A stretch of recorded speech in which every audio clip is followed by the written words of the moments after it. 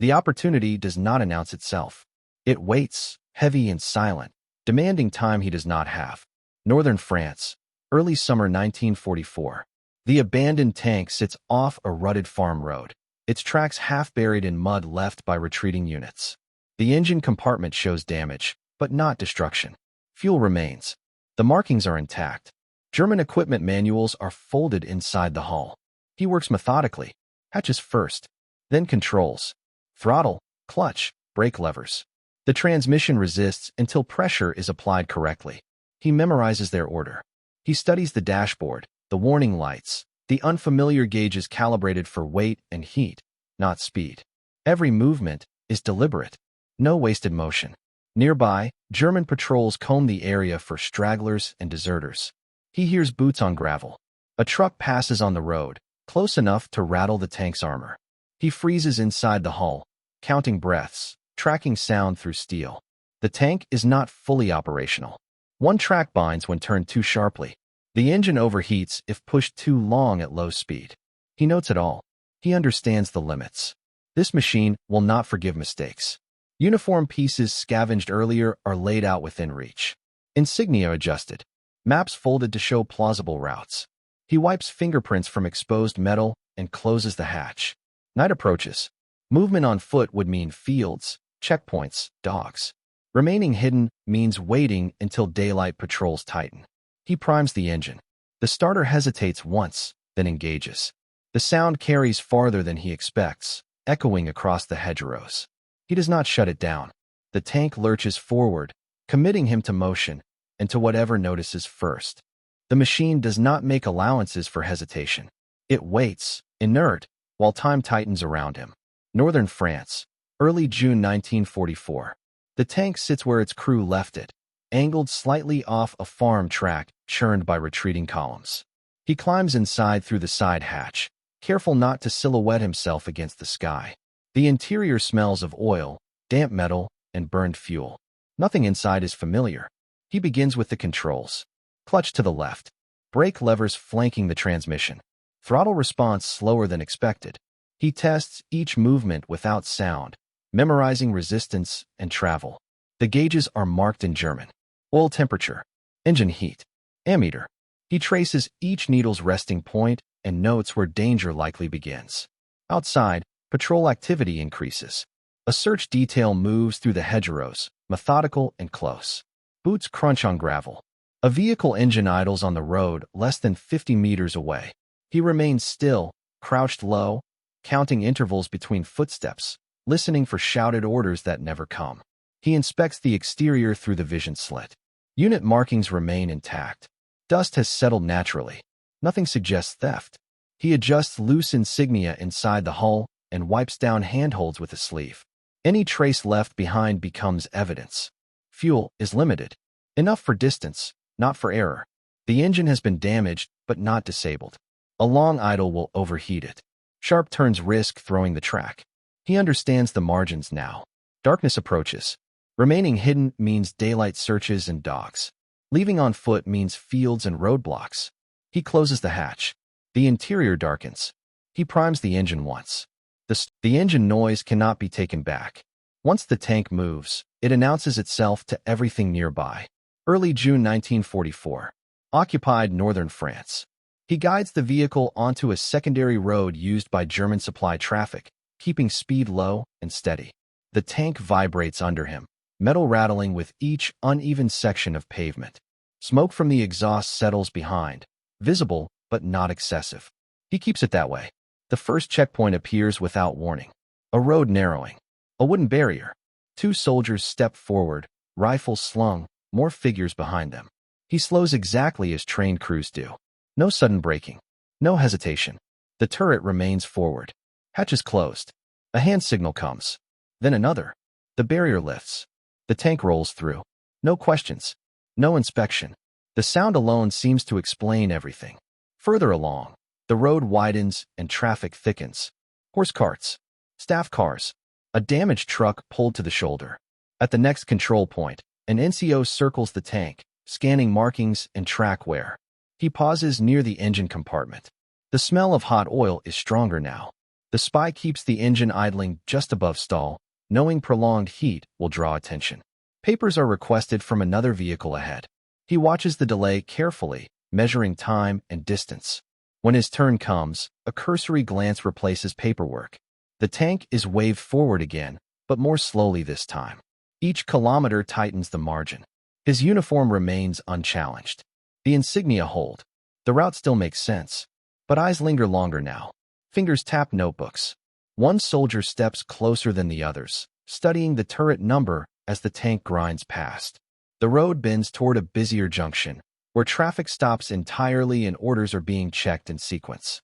The road offers no shelter once momentum fades. Steel amplifies every problem it carries.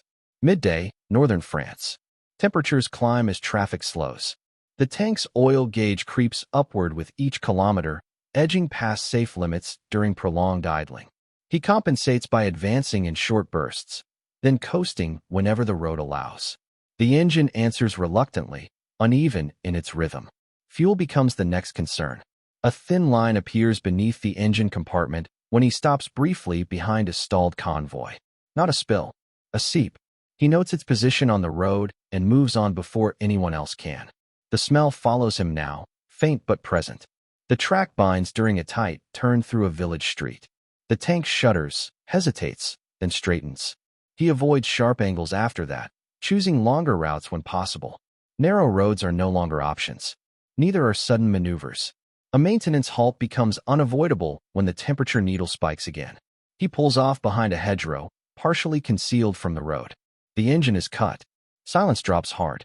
He opens the hatch only enough to work, keeping his silhouette low. Tools are limited. He tightens what he can reach. Rags slow the leak, but do not stop it. German vehicles pass on the road 30 meters away. No one stops. No one looks long enough. He closes the hatch and restarts the engine before heat can settle.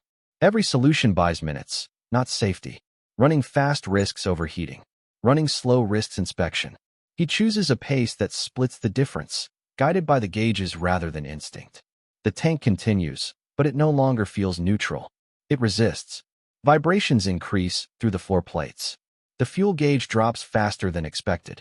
Ahead, smoke rises where traffic has backed up again, and he reduces speed to merge, watching the temperature needle climb as the column compresses around him. The traffic slows until stopping becomes unavoidable. Engines idle. Boots move along the road edges. Late morning, northern France. A major crossroads feeds 4 directions of retreat and resupply. Armored vehicles wait beside trucks and horse carts, all held in place by a control point operating at deliberate speed. An officer stands apart from the enlisted men, observing rather than directing. His posture marks experience. The tank rolls forward in short increments. Heat rises again. The smell of fuel remains faint but present. When the officer steps closer, he does not signal the tank through. He walks its length instead, reading numbers, checking paint wear, studying the track links caked with uneven mud. His attention stays on details that cannot be corrected. The turret marking draws his focus. He compares it against a small notebook. The pause lengthens. The spy keeps the engine steady, neither revving nor stalling. The gauges edge upward. Shutting down would invite inspection. Moving would invite orders. The officer gestures toward the road network, tracing routes with a finger. The tank's assigned path no longer aligns cleanly with unit movements this close to the front. Traffic patterns have changed. Retreat has compressed commands into fragments. Papers are examined from the vehicle ahead. A delay. Another check. The officer returns to the tank, now closer to the driver's position. He studies the exhaust, the oil stains near the engine housing, the fresh dust where hands have wiped metal. Seconds stretch into minutes. Other soldiers watch, sensing a decision forming.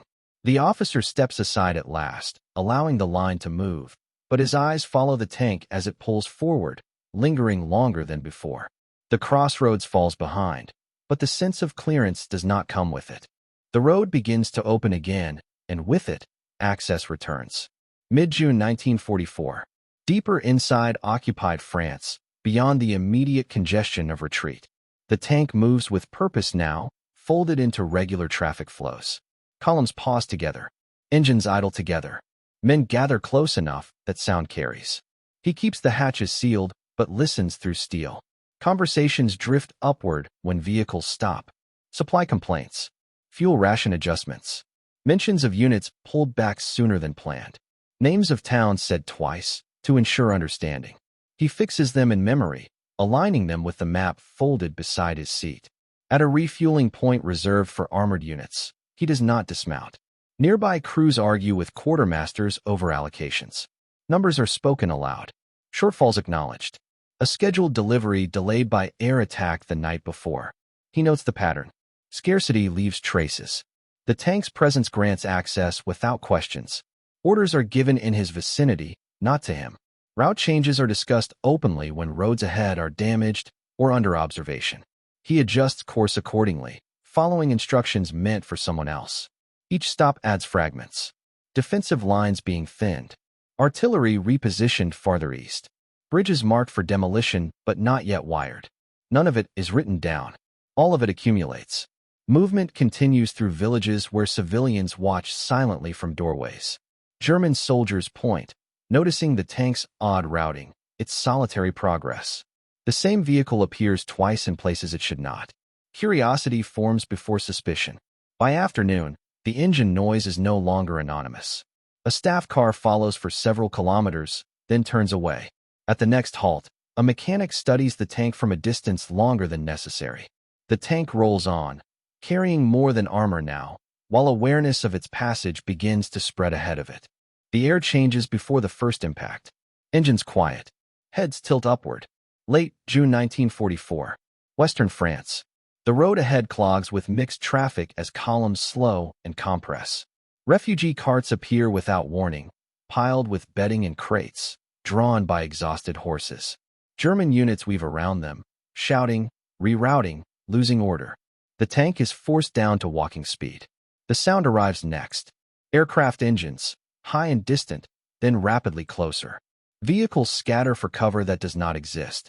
The tank cannot leave the road without risking its damaged track. He keeps moving, eyes fixed forward through the slit, measuring space between carts and trucks. Bombs fall ahead, then behind. Dust and smoke lift in tall columns.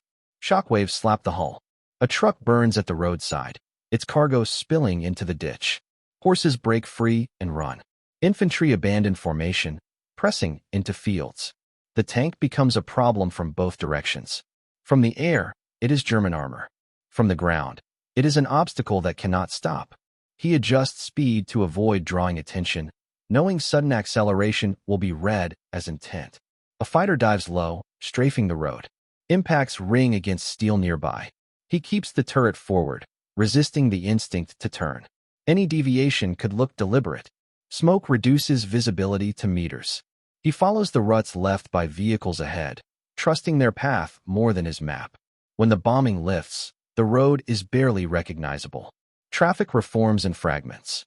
Officers wave units through gaps that no longer align with orders. The tank passes damaged vehicles and bodies without slowing. Another aircraft pass sends men diving again. This time, rounds strike closer, snapping into the dirt near the tracks.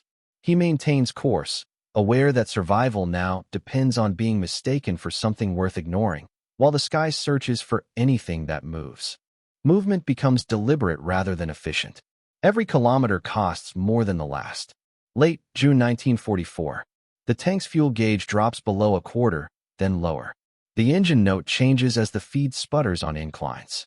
He reduces speed to conserve what remains, knowing slower movement increases exposure. Sleep has become fragments taken while idling in columns, never enough to reset attention. German security tightens as the front destabilizes. Roadblocks appear at irregular intervals, manned by mixed units pulled from rear areas. Identification checks last longer. Routes are redirected without notice. Field telephones run between checkpoints, passing updates faster than vehicles can move. He avoids fuel depots now. Too much scrutiny. Too many questions. Instead, he follows armor traffic toward areas still assumed secure, blending with units that expect tanks to be present. The tactic works, but it narrows his options. At one stop, a sentry taps the hull and signals for engines off.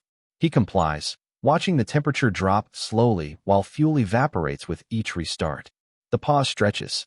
Nearby crews discuss sabotage, missing vehicles, armor appearing where it should not. He listens without reacting. Night brings little relief. Headlights are forbidden. Movement slows to prevent collisions. The tank lurches forward in darkness, guided by silhouettes and the faint glow of cigarettes ahead. Twice, he nearly stalls on shallow grades. Fuel calculations become constant. Distance versus terrain. Idling versus restart. Every choice removes another margin. By dawn, the gauge needle hovers near empty. The engine hesitates more often now, coughing when throttle is applied too quickly. Ahead, a reinforced checkpoint blocks the road entirely, barriers angled to force inspection. He eases off the throttle, letting the tank roll forward under its own weight, conserving what remains as soldiers step into the roadway and signal him to halt. There is no smooth exit from a tightening net. The road narrows until choice disappears. Late June 1944. The reinforced checkpoint breaks the pattern he has learned to survive. Barriers are angled.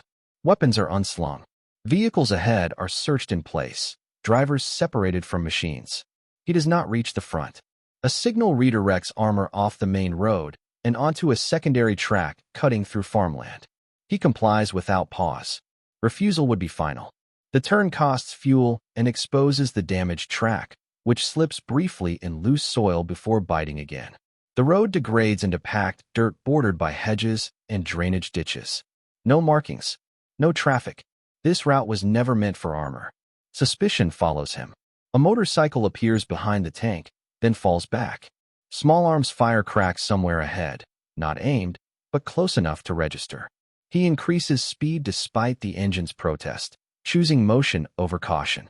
The tank responds unevenly, suspension groaning as it crosses ruts meant for carts, not steel. The first rounds strike the hull minutes later. Not sustained fire. Testing fire. He does not return it. He keeps the turret fixed forward, presenting the silhouette of withdrawal rather than advance. Ricochets snap away into fields. One round punches into the earth near the left track, spraying dirt across the hull. He leaves the planned route entirely, turning toward lower ground where smoke hangs from earlier bombing. The map is no longer useful. Landmarks replace distances. A church spire. A line of trees. A collapsed barn. Fuel is nearly gone. The engine coughs under load. Every incline threatens a stop he cannot afford. The firing stops, but movement continues somewhere behind him, uncoordinated yet persistent. The tank presses on through unfamiliar terrain, carrying momentum it can no longer sustain, while the sound of pursuit fades just enough to be replaced by the fear that it will return closer. The tank runs on momentum more than fuel now. Each movement is measured against the risk of stopping. Late June 1944. The countryside ahead changes subtly. Road markings thin. German traffic disappears. The tank crests a shallow rise and rolls into ground recently contested, scarred by shell craters and abandoned equipment. The engine coughs, then steadies, just long enough. He advances carefully, watching for uniforms, listening for engines that do not match his own. When the fuel finally gives out, it happens without drama. The engine dies. Silence follows. He waits, counting seconds, then opens the hatch and signals with what he has. Allied soldiers emerge cautiously from cover, weapons trained on the unfamiliar silhouette. Identification takes time. The tank is searched. The uniform is questioned. The story is checked against maps and reports already coming in from other sources. What he carries fills gaps. Unit withdrawals. Fuel shortages. Weakly held roads.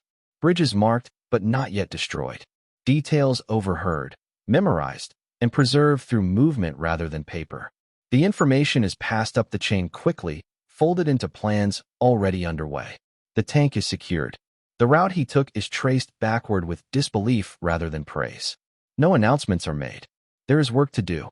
Within days, advances move faster through areas he crossed alone. Some defenses are thinner than expected.